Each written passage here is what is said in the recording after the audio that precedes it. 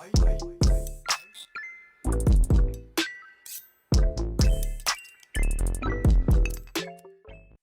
5, 4, 3, 2, 1. Hey everyone, welcome to another episode of the MoonTeaPodcast. Today we have John Cheung. What's up, John? What's up, guys? How's it going? Good to have you, man. Good to be on. So John and us, we go way back. And this time, way back, meaning about 1 minute and 42 seconds for both John and I. I mean, you know what they say, two Johns make a right? Ooh, tell me more. I like these. All right. Hey, John, can you, can you share this story about, like, number one, who you are, and then number two, how you ended up here? Yeah, please do tell. Oh, Lord. All right. So my name is John Cheung. I am a certified public accountant. I work for a pretty big asset management firm. And how we got here. So, we have a mutual friend, and said mutual friend, we were out, and while we were a couple of glasses of wine deep, she mentioned that, oh, my friends have a podcast. And I said, I've always wanted to be on a podcast, and here we are. So definitely excited, and definitely looking forward to talking with you guys. Good job, There we have it. Yeah. You get a shout out, Jackie. Let it be known, this is our first random referral to ever come onto the podcast. This is fantastic. I mean, listen, I did not know what I was getting myself into, but I hope you guys are prepared for what you're getting yourselves into. Oh man, where do we start? This is fantastic. CPA, impromptu adventure onto podcasts, seeming like a very kind and charismatic individual. The world's our oyster. The world is our oyster, really. I mean, Cool. So what's your life story? What's my life story? Yeah, if you could summarize it into like 30 seconds. Well, pretty laid back guy, pretty philosophical guy. Like to experience new things, like to try new things, hence why I'm here. And definitely like to talk to people that I might not necessarily have ever spoken to and get their perspective on things. That's awesome. Where'd you grow up from? And then how'd you end up in New York City? So I'm born and raised in New York, actually. Right. All 27 years of my life I've been in Brooklyn. Yeah, it's always weird when I meet new people and they go, oh, so how long have you been in New York for? And I say 27 years. And they're a little rattled by that because everyone is kind of a transplant. I know one of you guys is in Arizona and one of you guys is here in New York as well. Am I right about that? Si, senor. I'm the one. So Hugh, me, I'm the one in Arizona. John's in New York, but for how much longer? That's an open-ended question. I'm also. Yeah, John, let's hear it. Well, if we're being technical, I'm in Los Angeles right now, but okay. I do live in New York City most of the time. All right. Nice. Brooklyn? I live in the Upper West Side right now. Okay. And yeah, it's been, what month is it? March? It's been like 6 months. Oh, wow. Huh. Yeah. So where in Arizona are you? I'm in Gilbert, it's near Phoenix, suburbs. It's kind of like if you know where Tempe, Chandler, south of Scottsdale, kind of the area. Oh, nice. You always been there? Or? Yeah, it's funny. You sound like you're a New York native. I'm an Arizonian native, quote unquote, right? And nice. Born and raised here all 27 years of my life too. So great to hear. Touche. Well, my condolences to the Cardinals. Yeah, if only we could be better. Just a bit. Listen, just a bit. Listen, I am a long-suffering Packers fan, so Your franchise has a much better and longer term set of glory than we do, for sure, though. That's a fair point. I mean, I was blessed with good news that our Lord and Savior is coming back to the Packers next year. So it's great to hear. We can only go up from here. Can't come down. That's funny. Yes. Yeah, John, who's John? Oh man, how do I do this? When I say John, you can say John Kim. All right, I guess I'll do John Cheung and John Kim. Chung, where's that background from? Chung, is this? What No, sorry, not your background. Like Chung, where's the origin of Chung? I thought you meant my. Oh, so I'm mixed. My dad is from Hong Kong. My mom is white. I do get quite a bit of confusion when people see my last name and they see that I have a full-grown beard and they go, "Oh, it doesn't really add up." But yeah, I am a halfie. There we go, Hoppas unite! There we go. Oh, you're a halfie too? Yes, sir. Oh, let's go. I'm Chinese English. I'm Chinglish, baby. All right. We love to see it. We halfies are definitely one of a kind. Speaking of backgrounds, John, did you paint that painting behind you? It. Oh, the Hong Kong skyline? Absolutely not. I bought it. I bought it off online. I have no artistic talent whatsoever.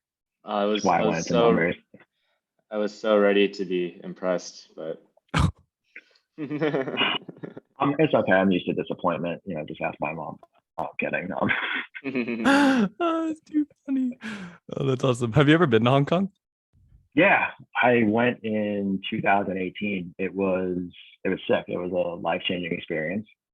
It was my first international flight. It was 16 hours straight.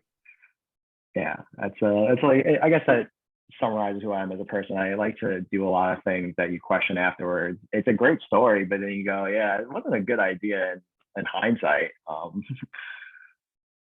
love you that. said visiting Hong Kong was not a great idea? No, it was a great idea, but that being my first international flight experience is not like my best idea. Like, I didn't know what I was doing. Hey, you did it, and then you ended up in what is it, Shangang, and then you got Causeway Bay, the main stretch for Causeway Bay. Yep. Causeway Bay was a lot of fun. Lan Kwai Fong. Do you speak Cantonese a bit? Very, very little. It's like a 5-year-old can. Yeah, that's all I got. Oh yeah. If I ever go to like a Chinese restaurant, I ask for the check or I ask for the bathroom, they're shocked and they start speaking to me, and then I go, "No, I don't understand." They just look with just such sheer disappointment. That's so funny. So yeah. I don't know why that reminded me of when I was a kid. I was lucky enough to have when grandma, when she was alive, we'd go visit her and in mainland China. And when I was there, so we speak Mandarin, and I'm not very good at it, but as a kid, I had long hair, so I had like that, classic bowl cut, long hair stuff. I remember going to the restroom, and I'm like, -3'2" or something, and I'm walking in, and then this Chinese guy is like, in Chinese, like, "This is the men's restroom," and I look at him. I just remember looking at him being like, "我是男孩," which means like, I'm a boy, I'm a child, I'm a guy. And then I walked in. That was the story. End. Oh man, that's good. That's good. Yeah, it's definitely interesting being a halfie. I mean, I know Hugh, you probably know as well, where it's like some people tell you, "Oh, you're white," and you're like, "No, I'm not," and some people tell you you're Asian, like, "Well, no, I'm not, I'm both." But it's good, you get the best of both worlds. It's it's been an interesting experience so far. Totally. Do you know the background of your white side, quote unquote white? Oh yeah, my mom is Italian. Yeah, right on. What do you call? So many people, even mixed bloods. Like I was at work and I came down the elevator and I met the guy and I was like, "Oh, are you mixed?" And you could just tell sometimes. And he's like, yeah, I'm mixed. And I'm like, oh, like, what are you? He's like, I'm white and something. And I'm like, oh, nice. Like, what type of white? And he's like, and I was like, do you not realize that there's like, actually, it's not just white, you're not just white. Like, I don't know. I know. John, how did your Yeah. parents meet? How did they meet? Well, they met through my mom's really close friend, who she's been friends with for over almost 60 years, actually. They're not divorced, so that's like, it's not really a love story, but they, they met through that. And So it was in the US? my dad is, it was in the US. My dad's been here since he's 5 years old. So he's basically American. He's very Americanized. He speaks tremendous English. There's no accent whatsoever. And it's definitely interesting, to say the least. Very cool. Wow. Have you been to Italy? Well, first international. Are you going to go there next, though? I would like to go there. I mean, granted, there was a period of time from, I would say, December 2018 to like the summer 2019 where I hit like 8 or 9 countries. Was very lucky to do that. Was lucky to have the PTO at work. I don't have that, and COVID shut down the world, so you can't really go anywhere. A lot of rules. Evidently, in America, COVID is over. Apparently, everywhere else is not the case. That's a very loaded statement in a lot of ways, and true. It's like, yeah, especially Arizona. No one wears masks here anymore. In a lot of ways, it's like, oh my gosh. But it is what it is. So you traveled to 8 to 9 countries before, you said? Yeah. What? Yeah. How long was your PTO? Well, it was staggered because I was able to structure it in a way where I used the least amount of PTO. Because, for example, we used to get the 4th of July week off at my previous company, and I staggered it so I took like 2 PTO days when in reality I was gone for like 12. Just stuff like that. Just strategically, able to do that. But now at this place, I actually don't take any vacation days. I go without taking any, which sucks. Like, but what are you gonna do, right? So you went to 7 or 8 countries in 12 days. Is that? No, not 12 days. No, in what do you call? Well, I did 4 in like 12 days, but across like a 6-month span, I hit like 8 or 9. So. Oh, I see. Yeah. Well, last night I had a nice coffee with a lady who's from Pakistan, and it was really cool because she was a linguistics PhD first year and was learning about X, Y, and Z, and was very analytical about cultural differences and even linguistical differences. And so I'm curious, like when you were traveling to all these different countries and recently to Shanghai or Hong Kong, right, what type of things have you noticed that might have been cultural or community differences that might be fun to express or talk about? Well, the first thing that is apparent to me is how ignorant us as Americans are to the rest of the world. And I'm privileged to be American, but it's just so blatantly obvious how you could spot Americans in the wild, that they don't really, not that they don't accept people's cultures, but they kind of are, like I said, ignorant of it. And people are nicer overseas. They're willing to help you. And if you ask a question, they'll tell you the right directions. Unlike in New York, they'll tell you the wrong directions, or they'll, walk past you or something along that. But, learning different cultures is something that's so interesting to me, because it's so strange that we're all guests on the same earth, and yet we are so different, but we're so the same. It's always something that's interested me, and always, that's why I'm fascinated to learn about people from different places in the world, places I've never been to. Was there out of all the places that you've been, was there a particular place that like captured your heart? Oh yeah. I would say Prague in the Czech Republic was probably number one. It was just one of those hidden gems where, because when I was on that trip, it was so like packed and scheduled, and every day was a full on schedule. And once I got there, I was able to chill out and actually take in the scenery and enjoy what I was seeing. And plus the beer was really cheap. Yeah, went to this place called the Beer Museum in the Czech Republic, and for like 20 US, you get like 8 or 9 beers. It was No great. way. Yeah, actually, the Czech Republic is the biggest per capita drinking country in the world. I didn't know that. I thought I was definitely going to say Ireland or like Germany or Wow, something. no way. But I think yeah, it's the Czech Republic. it also depends on what they're measuring. Because like Russians drink a lot more vodka, Koreans drink soju. I feel like there are a lot of countries that try to claim that title. Just depends on how you measure it.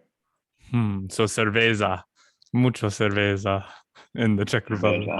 Yeah, it sounds like it. It's a lot of I mean, their beer is Pilsner, which is like that, similar to like a Stella Artois, that golden beer. Very different from the Bud Lights I was used to drinking in college. So I mean, there's you can find good beer in Brooklyn as well. So I don't think you're in a deprived area. Oh no, definitely not. Yeah, I mean, I still drink Bud Lights. A lot of my buddies refer to them as Chung Lights because when I was younger, I used to show up to like a pregame with a personal 12-pack. And they would ask, "Oh, can I get a Chung Light?" So I love that. That's funny. Speaking of education systems, we had a guest on in that was really interested in the education system of New York. And as another New York native, man, I'm totally spacing on the name, John. Jesse? Yeah, Jesse. Did she grow up in New York too? Or is it she grew up in New York as well, right? Or upstate New York. So the education systems we were talking about, I was wondering about what your thoughts are on the education system of New York, Senor Cheung. I mean, I thought I got a decent education. I went to public school, so I didn't go to I did not go to a fancy private school. I went to public school, New York's finest. I thought I got a good education. My mom's a teacher, and my mom would say otherwise, that she said the public schools suck. But I mean, I don't know. I was able to accomplish what I think is a lot, but I also think that I think a big misconception these days is that you have to go to these certain set of schools, or you have to go to like a target school if you want to get into a certain job. Like in finance, you can't get in the door unless you go to a target school. So you can't get into the door unless you go to like a NYU Stern or a Yale or a Harvard Business School. I don't think that necessarily means that because you went to those schools that you're smarter or more capable than anybody else, because everybody's different. And I think that anybody could do anything if they put their mind to it. You see the stories all the time of the typical American dream stories where people came from nothing and they built these big companies, or they came from nothing and they became something more than they ever imagined, and they didn't go to school. My father didn't go to college and he was able to succeed. And I think that education is important, but you could also learn on your own. You don't have to go to this big fancy institution. If you guys went to fancy institutions, my apologies, but it's all good. No, he's heated right now. Yeah, me, my 3,200 high school public school, totally heated. No, we had 747 people in my graduating class in high school. Yeah, no, I'm just curious about Yeah, especially if your mom has insights like Arizona, our teacher thing. I don't know enough. I'm also ignorant, but I'm also trying to learn more, right? So I guess that's why these conversations are actually awesome, to see how different states and people from different states have seen it. But yeah, like I remember hearing a story from a teacher here where one, we just keep having worse and worse regulations and payment structures for our teachers. And like I just read the newspaper the other week where we're now possibly going to allow teachers without college education to be substitutes that are only high school diplomaed. And I was like, oh, that's interesting. Interesting. So, and then I also heard once that Texas was advertising on our billboards, supposedly that they pay teachers more there than here. And I was like, oh, and now I'm advertising for it too, but whatever. So it's just no bueno in a lot of ways. But I was wondering if you have any insights on that too, about how New York's system, possibly public system or private, whatever, treats their teachers at any grade level. It's based on tenure, from what I understand. It's based on seniority and tenure. And the teachers union is quite strong in the United States. And it should be, right? Because teachers are important. It's a very thankless job.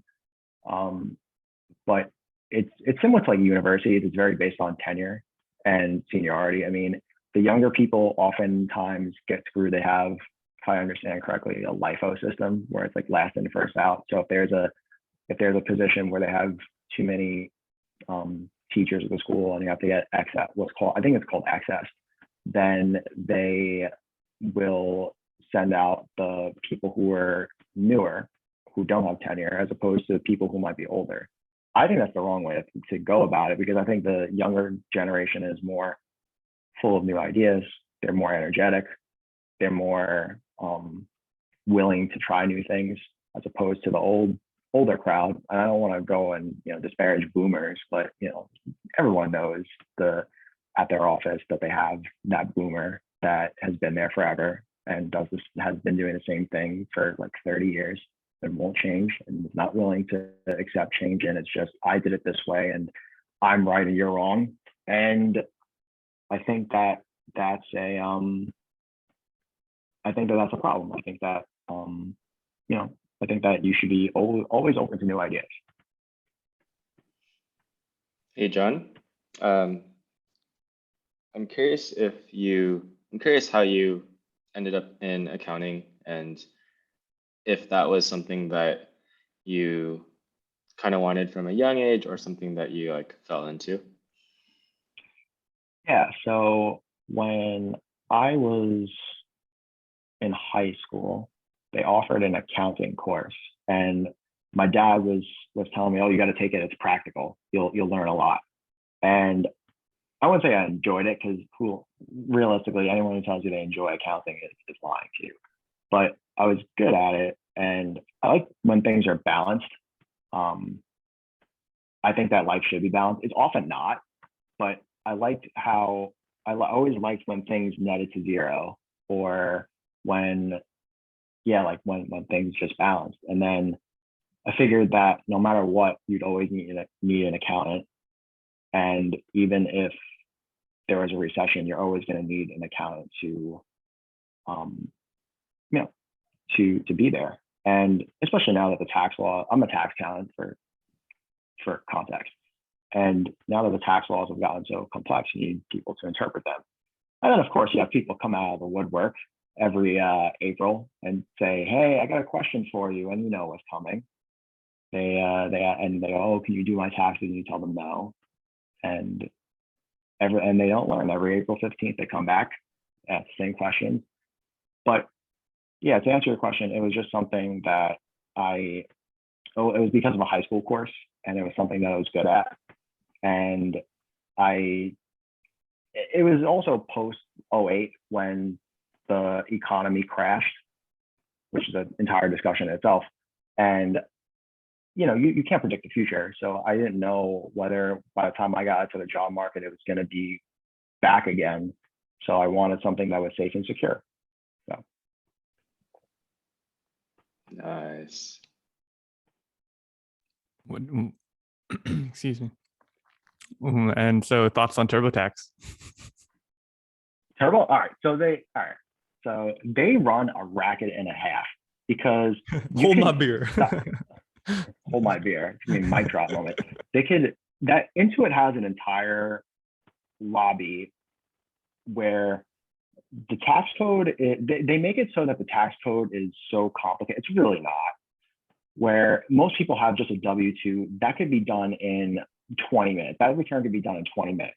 It's when you have more complex items, like if you have a house or if you have a lot of investments, then it gets a little more complex. But if you just have a standard W-2, that's a joke. It takes 20 minutes. But Intuit has kind of created this culture, or helped create this culture, where you should be afraid of the IRS, and the IRS is going to come chase after you. And if you get like $5 wrong, they're going to come chase after you. And there used to be a free filing option for the IRS, and now there's not, because Intuit has monopolized the market. And I think it's nonsense. It's just based off of who you paid, right? As with anything in America, right? I thought it was free if your income was under a certain amount. Is that not the case anymore? What do you call? I think, I'm not exactly sure. You could be right. But I was under the impression that they took it away. But you could totally be right. I mean, I welcome being proven wrong on this one. Well, I'm sad that I've paid for TurboTax a few times. So. I filed TurboTax. I filed with TurboTax earlier this year. I mean, I kind of had to. There was no other game in town, really. It's literally a monopoly. I don't know how it's legal. But yeah.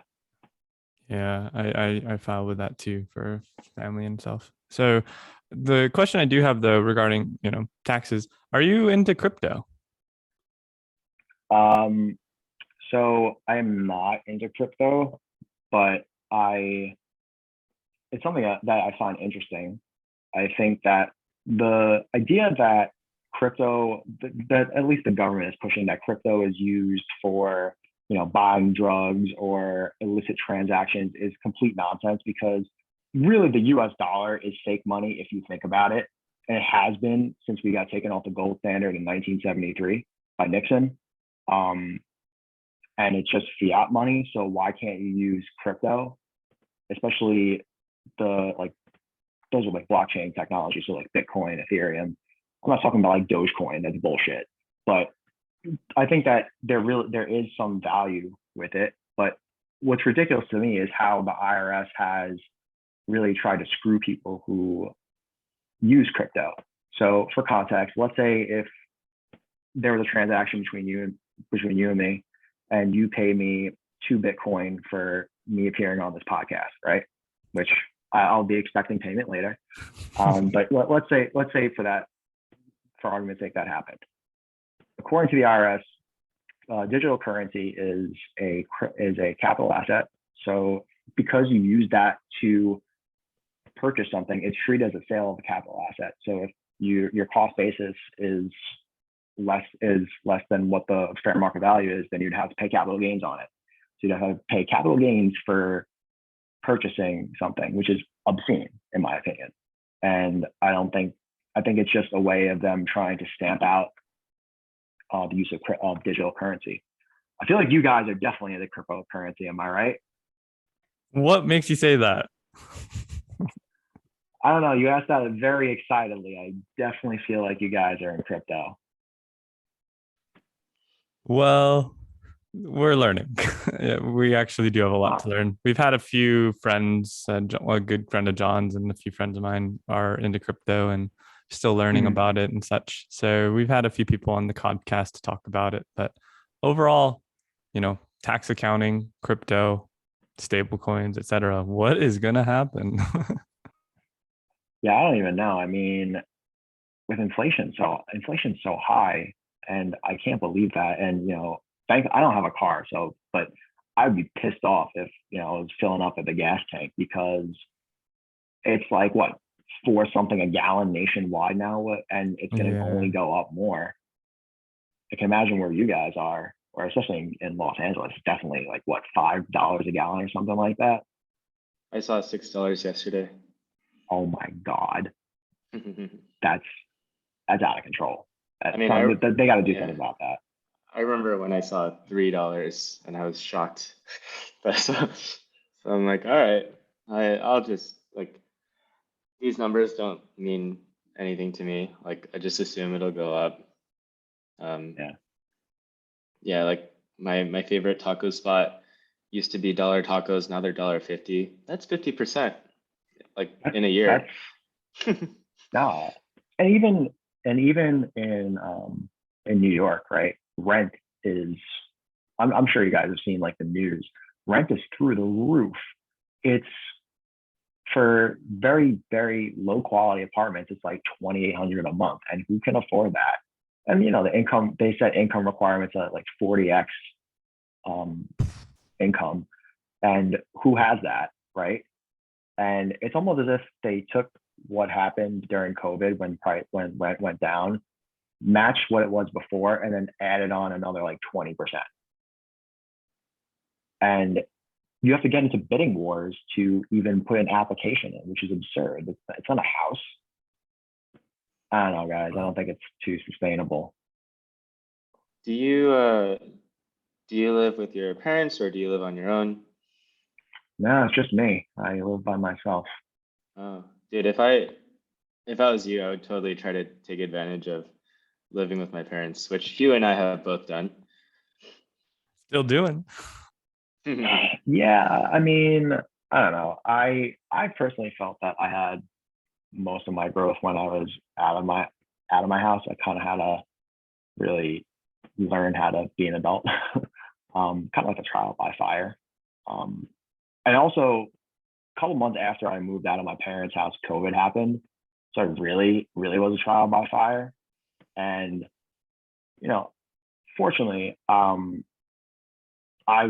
felt I thrived during COVID, but I know that so many people suffered, and that's not lost on me. But that's why I feel even more fortunate that I was able to learn so much about myself, especially, and put time into really learning, as opposed to doing what half of America was doing and playing Warzone all day, which I still did. But yeah, I chose to read a lot and chose to really, quote unquote, find myself. Right? I'm so glad I had a full-time job during COVID, because I think it would have been, I would have just been like reading about the horrible things that are happening in the world. But like, luckily I just had like a normal job and then had things to do outside of that. So you mentioned you read books. You mentioned that you I think you said personal growth. Can you talk a little bit about what did you get into? What are some books that impacted you? Like, let's get into it. I've been waiting for this one. All right. So I got very into Stoic philosophy when I was, I'm not sure if either of you guys are familiar with it, but I got very into that.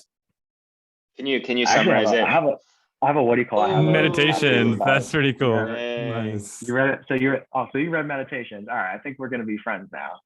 I've read Meditations many times. But I guess to quickly summarize what Stoicism is, it's a personal accountability philosophy where the way I think of it is that you can only control two things in life, and that's how you act and how you respond to things.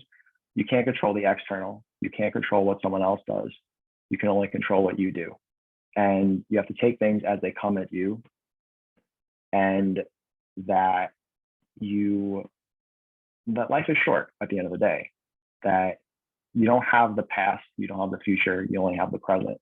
And there's a concept, which I also have tattooed on me, where the Stoics meditated a lot on death. It's called memento mori, which translates to remember one day that you're going to die. And a lot of people think it's a very macabre way of thinking of things, but I personally think of it as a call to action that you should live your life to the fullest, because life is so short at the end of the day.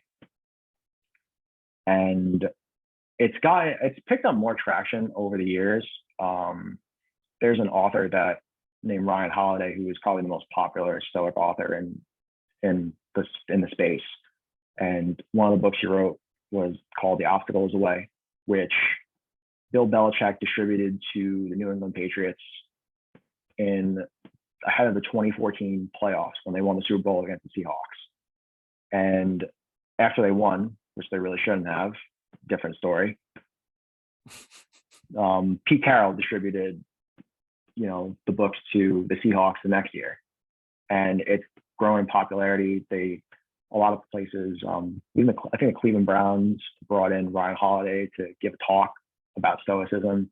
He had the GM Les Need on his podcast, and it's definitely something that is a big part of who I am, and something that I like to talk to others about.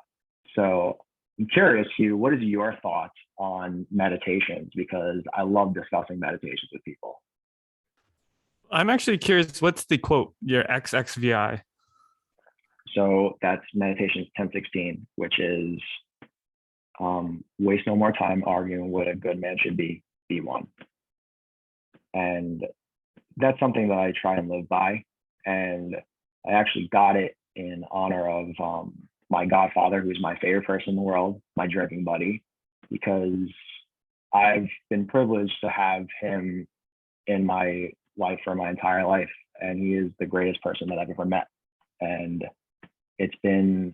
I'm very lucky to have known him. And yeah. I love that. Yeah, I a good friend of mine is really a big proponent of Stoicism, and he got me the book, The Daily Stoic. So every day, yes. it's really nice. So every now and then, just and then I remember it's the very core concept of you have to give people the benefit of the doubt, and whether or not there's even the possible something that I definitely had to grow through and still continually have to remind myself at times, right? As if something happens and something, just for example, in the dating scene, right? Somebody that you are enjoying time with starts to not text back or something. Just, I don't know, I'm trying to pull something out, and you can get offended, you can do XYZ, or you can kind of like just go one step at a time and then just say, I don't know what's going on, but give them space, and then try to ask them how they're doing, and then get their true answer, and then react to it rather than just inferring and insinuating. I always love that. That's something that's really nice to me. Yeah, and it's also a big concept as well as loving everything that happens to you, and the fact that one of the things that I really took from it is that things that happen to you might not be fair, but if it involves you, it's your problem. And that's why I try not to, when something happens to me, to say, oh, it's not fair that it's happened. It still happened. You have to find a solution. You can worry about it later. And if you spend your time complaining, you're not finding a solution to things. And if you guys are on Instagram, the Daily Stoic you probably have seen some of those, quotes that come from the Daily Stoic that Ryan Holiday posts each day. There's one that's, I think the most popular one is not death a man should fear, but he should fear never beginning to live. And I think that's true, because so many people, and which is another problem in society, so many people are so afraid of things, and everything is, oh, I'll do it eventually, or when X, Y, and Z happens. Or for example, you take people who are quote unquote resolutionaries, right? And they say, oh, I'm going to go to the gym tomorrow. I'm going to go to the gym when it gets warmer. Oh, I'm going to go to the gym when this happens. I'm going to start that diet tomorrow. And they never wind up starting it, because at the end of the day, you have to take action now when you can. You're not going to put it off. If you put it off till tomorrow, you're not going to do it. Let's be honest. And I don't judge those people. I mean, that's their personal decision. But I just try and live my life as if it should be. Like, life is a gift at the end of the day. And it's so short. And you see in the news, probably one of the things that affected me the most was when Kobe Bryant died, because it seemed like he was invincible. And that really showed me that, wow, a guy that, I mean, I wasn't a big basketball fan, but a guy I grew up thinking was this invincible guy died in a very, in a 1 in a million circumstance. And it was just so sudden, and there was nothing that could be done about it. And that's why I decided that, yeah, I'm gonna live. And that's not me advocating for, people to jump off a bridge or jump out of an airplane or, do some other crazy stuff. But if it's not, my philosophy is, if it's not illegal, if it's not going to hurt you, just try it. Worst comes to worst, you look like an idiot, but at least you have a story to tell at the end of the day. Curious to see what your guys' opinions are on that one. I'm curious if you have an example of one thing that you've done where you did look like an idiot and kind of like took what you just said and then did it. Just curious if you have one example out of curiosity. The joke to be made is me saying coming on this podcast. So I'm not, but I can't think of one off the top of my head, sadly. But yeah, just curious to see what your guys' thoughts on that whole, philosophy, my little soliloquy there. I can chat. I can talk. So I worked in sales at one point. I was doing door-to-door sales. Spent 2 summers in college doing that job. It was very hard, lots of rejections, and I was not aware of Stoicism at the time, but I think what I learned from it is basically the same. It's like the same thing, but with like a different wrapper around it. And yeah, it was really interesting because a lot of the skills that I learned from that job was applicable to other pursuits in my life. So for example, it's little things like know what's in your control and know what's not in your control. Knock on a door and did we lose you? Uh-oh. Wow. Guess there's nothing he can control about the internet. So that's okay. I just left him speechless.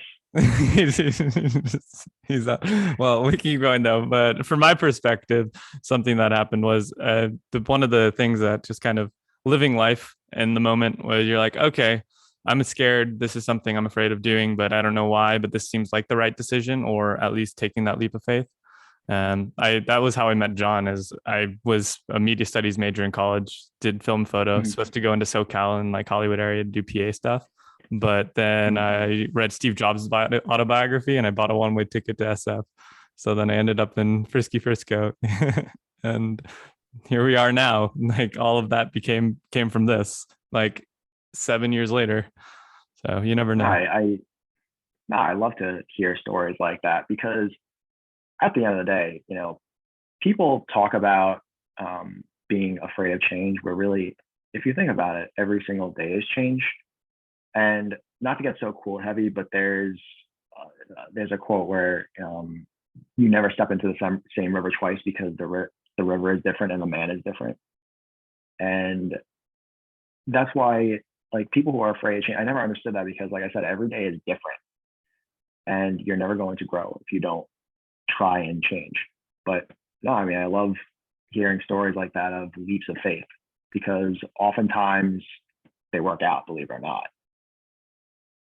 You guys, I just told the most amazing story. Should have been you? There. Oh man. Yeah, it was incredible. But well, I'm glad you're back. No, it's funny, Mr. Cheung, that you said about the never step in the same river twice. Fun trivia question. Do you know who said that? Heraclitus. Nice. Yes. And who was he going against philosophically and discussing those philosophical views?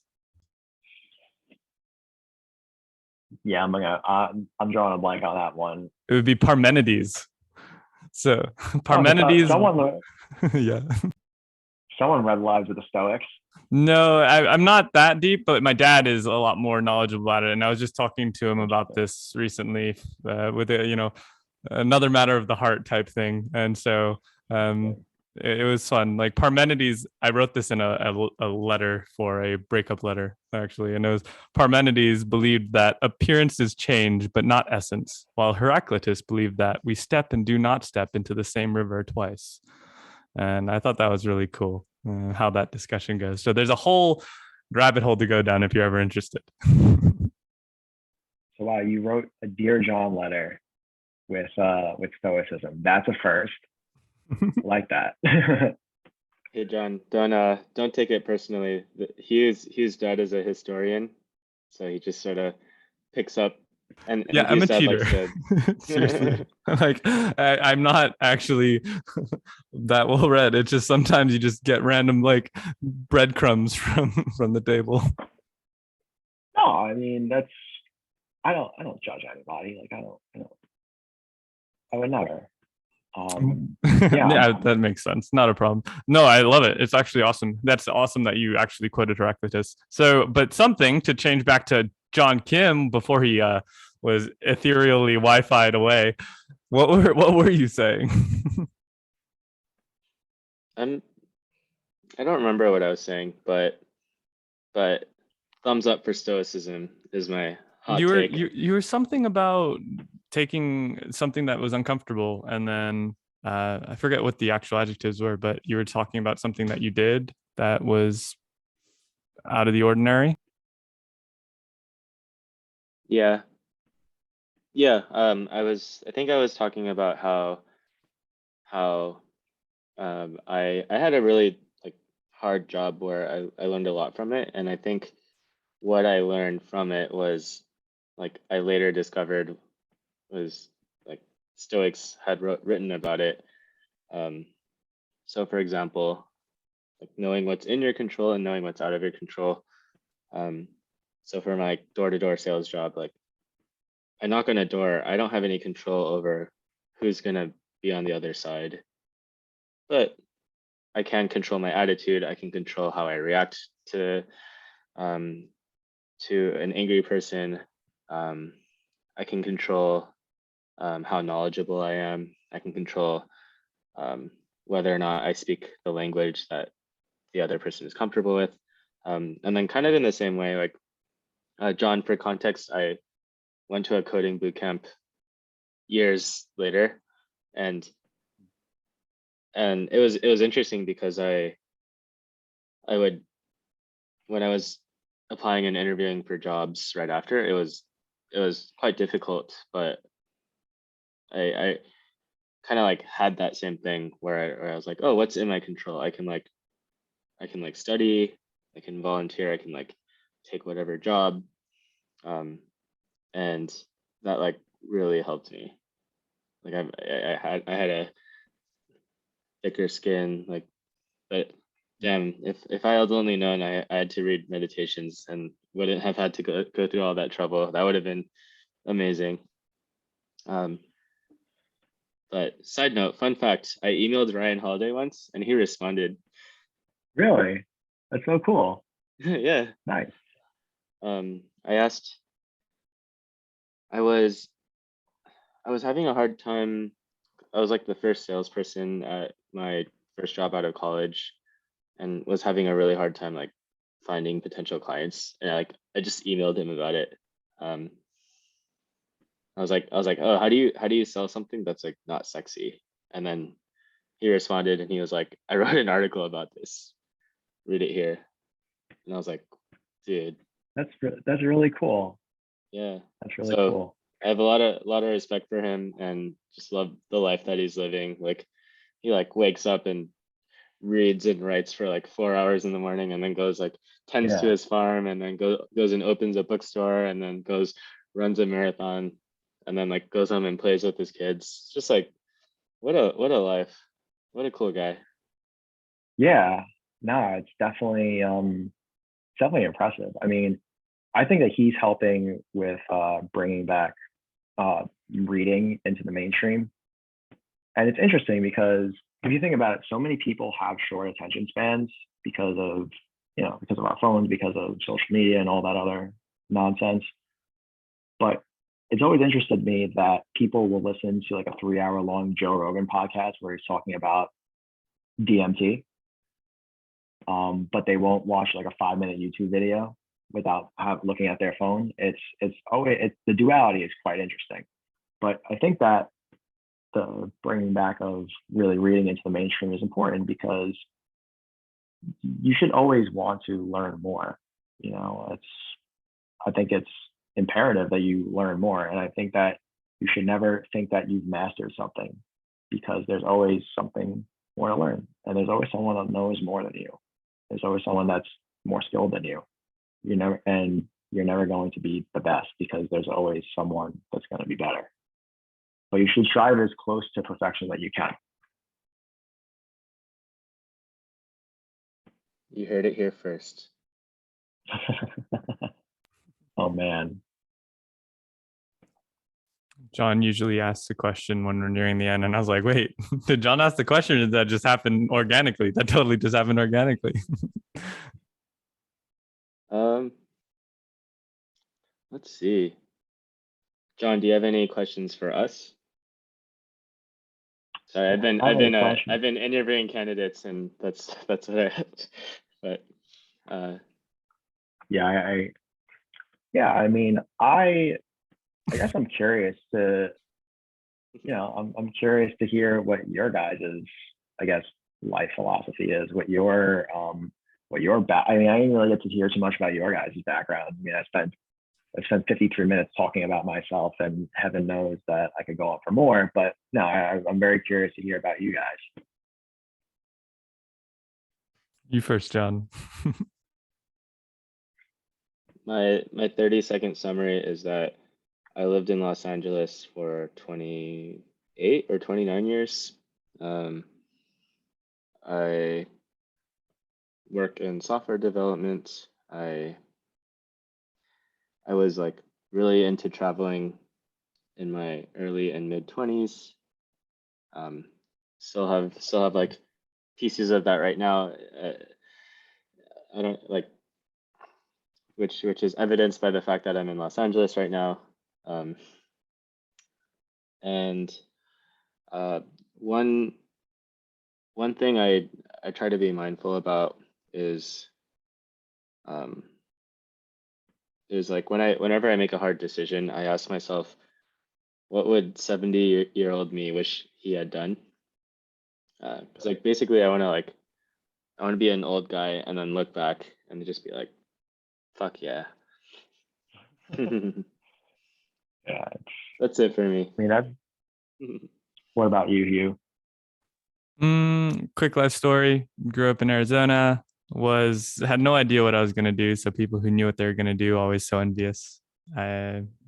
Decent enough student, ended up studying some cool stuff in media, but then ended up in Silicon Valley, slaved away, and then ended up back home. I have an older dad. He's in his 90s plus, so helping take care of that. Wow. That's when I learned my first value, which is work is not above family. So family comes first for me.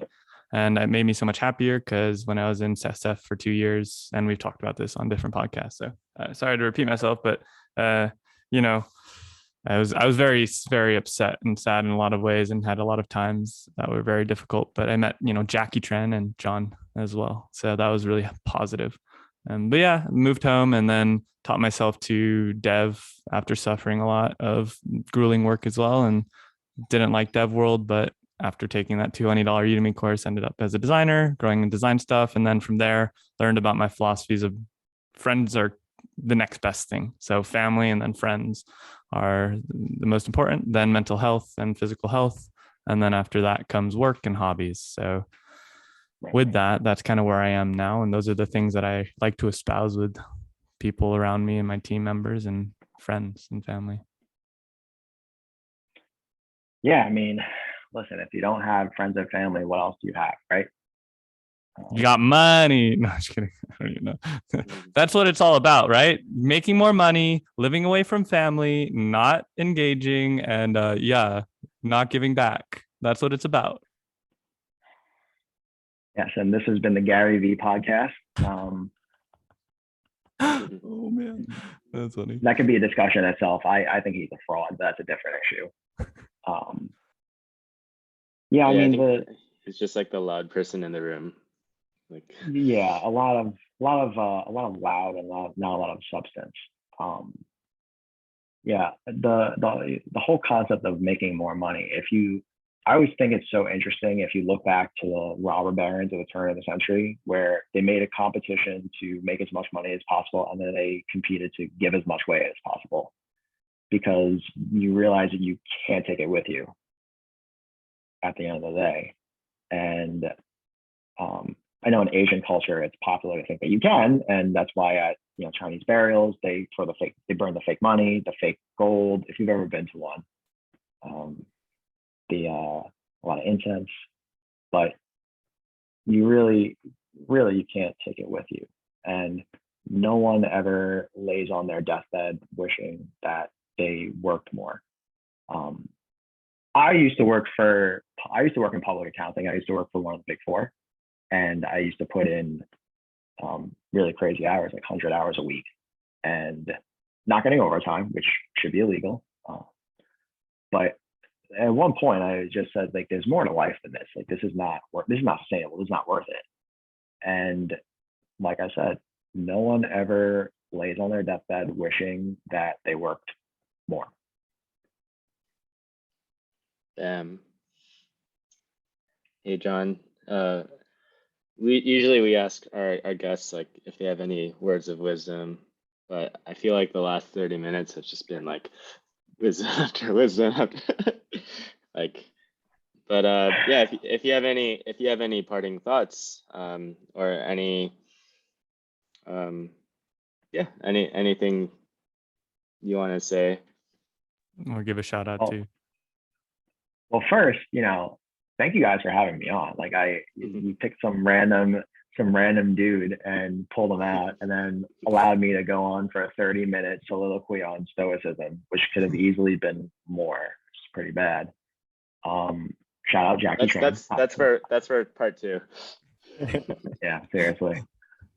I guess in terms of what my parting words of wisdom would be, is similar to what I mentioned before, and that's to live life to the fullest because you owe it to yourself. Be uncomfortable because it only lasts for that moment, and who knows, you might enjoy what you're doing, and really value the people around you, value the friends and family that you have around you, because no good thing exists without friends to share it. And that's a quote from Lucia Seneca, who, funny enough, is also responsible for, if you know the song Closing Time, where it ends off with every new beginning starts with some other beginning's end. That comes from him. So a little musical trivia for you as well. But in all seriousness, really thank you guys for having me on. It was definitely cool to be on my first podcast. Whether I listen to this is because I hate the sound of my own voice, and I and be so embarrassed. But yeah, would definitely if you guys would have me, would definitely love to discuss more again. You guys are awesome. Yeah. We have a repeat guest. Yeah. That's awesome. Yeah, that's one of the biggest points about this is making random friends all around the world. So this is actually so cool, man. And yeah, for sure. Wow. With that, it always is a sad moment when we have to come to the end of another really good episode. So with that, this is the MoonTeaPodcast, everybody. Thank you again for tuning in. This is a podcast where we talk about craft, community, building meaningful careers. We had and we're graced by the amazing presence of Senor and Mr. John Cheung, CPA and philosopher and Stoic philosopher and many other things and polymath of many different all aspects of life. Thank you, Jackie Tran, JT, Jack Attack from episode 17 to have this guest come on randomly and serendipitously. With that, we will tune in next time, hopefully, or you'll tune in next time, hopefully, and we'll keep on making some decent content and get some stuff out there. So thank you again and see you next time. Peace.